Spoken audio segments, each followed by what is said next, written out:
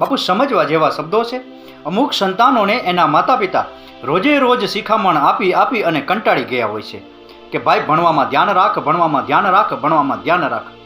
પણ સંતાન ભણે નહીં એટલે એને નોકરી પણ ક્યાંય મળે નહીં.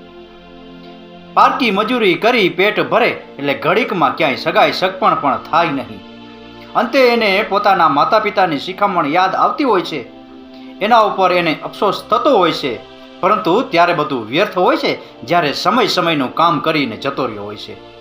એટલે મારી કલમ લખે છે કે આ દુનિયા પણ કંઈક અલગ જ ખેલ ઈચ્છે છે. પારકે પૈસે રેલમ છેલ ઈચ્છે છે. આ દુનિયા પણ કંઈક અલગ જ ખેલ ઈચ્છે છે. પારકે પૈસે રેલમ છેલ ઈચ્છે છે.